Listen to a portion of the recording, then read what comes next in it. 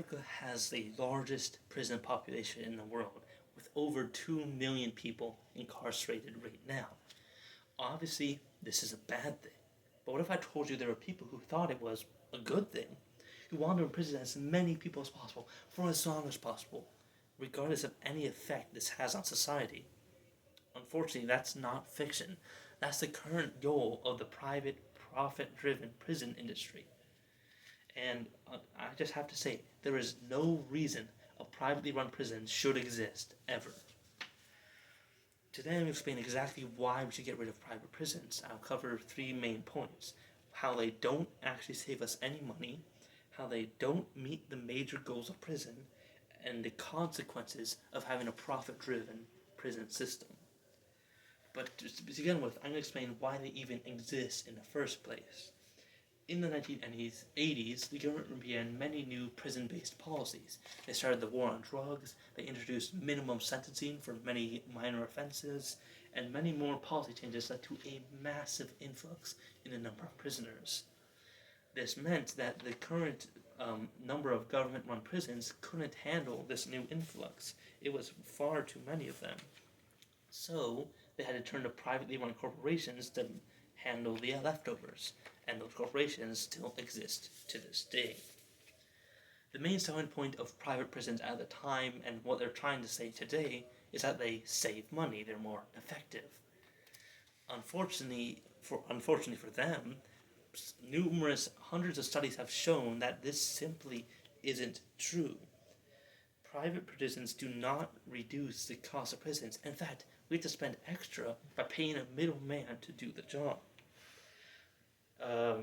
So I'm just going to cite a few of the studies I mentioned, such as the 2010 study by the Department of Corrections in Arizona, which found that for minimum security beds, private prisons and public prisons cost effectively the same amount for housing minimum security prisoners.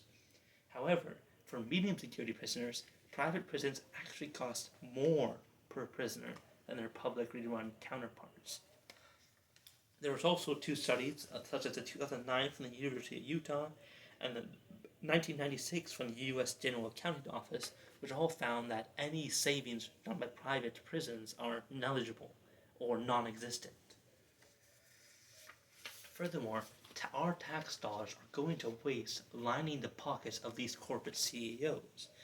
A study from Medium.com in 2018 found the GEO's pay for its top executives doubled that year, from 10.9 to 20.3 million. That is nearly a $10 million increase for just 5 people. And George Zuley, who is the corporate CEO, is using that money to pay off his 9-bedroom mansion. So I'm glad that's where my tax dollars are going. Alright, so prisons aren't exactly meeting or saving us any money, sure. But do they at least meet the goals of prison? Do they function? Well, the three main goals of prison are to provide rehabilitation, to protect the public, and to punish violent offenders. Unfortunately, as dozens of studies have shown, private prisons don't meet the first two at all. To start with, they have no incentive to provide rehabilitation. After all, every time they release someone who then commits a crime in the future, well, that's just a future paycheck for them. So why should they waste thousands of dollars providing therapy or education for prisoners if they want those prisoners to be arrested again? A study from PrisonLegalNews.com found that recidivism, which is the rate at which people are rearrested upon release, increases by 20% when a prisoner is sent to a privately run facility. And in an interview with Brad Whale, who's a government professor on policy, he noted that he sees no possible reason a profit-driven prison would ever provide rehabilitation unless they were forced to. Okay, so not only is releasing criminals who are going to likely commit crimes a threat to public safety, private prisons also lack in security for their prisons overall. This was especially highlighted in the 2010 Arizona scandal. On July 30th, 3 inmates escaped from a medium security prison privately run in Arizona. Two of them were caught soon, but John McCarthy escaped capture for weeks. Not only that, he was involved in the murders of Gary and Linda Haas. A in an investigation into this escape and the scandal involved, it was found that there were glaring security oversights on the prison. For instance, they had a faulty perimeter alarm. They had no guards posted on the perimeter.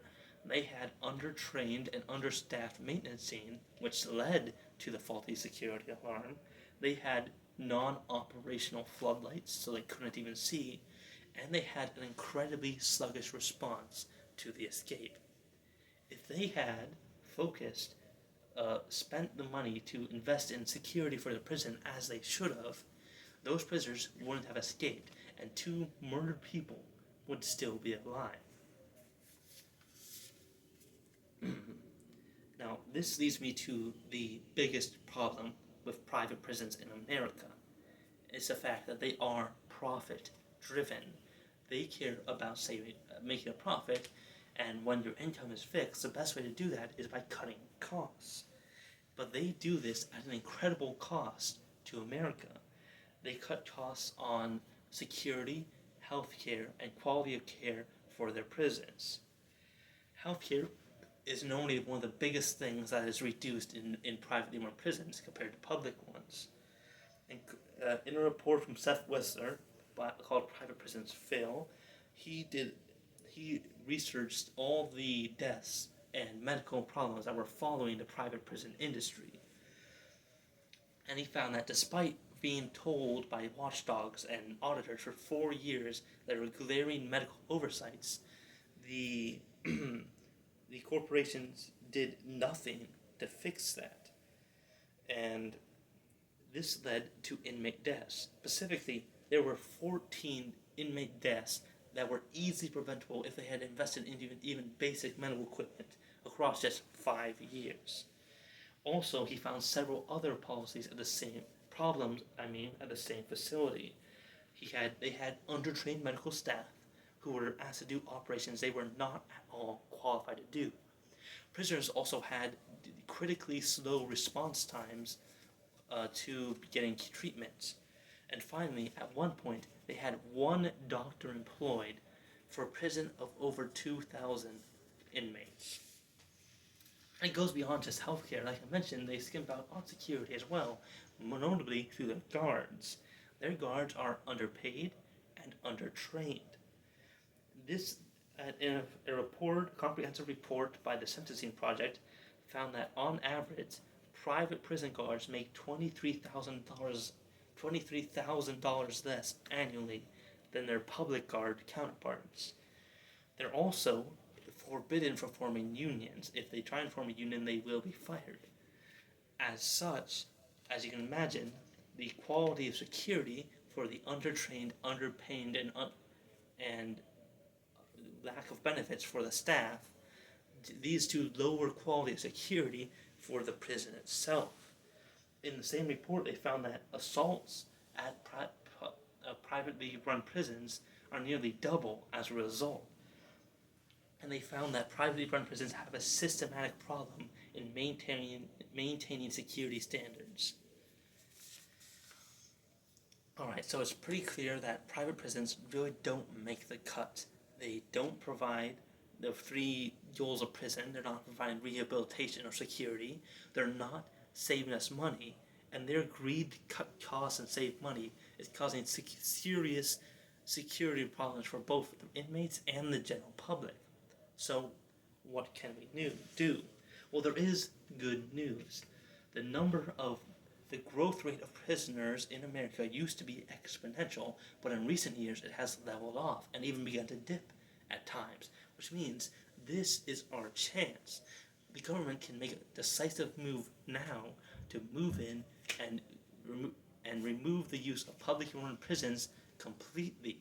We can transfer all prisoners to public facilities, which of course lead to them getting rehabilitation, fewer crimes in the future, and it will generally benefit American society as a whole.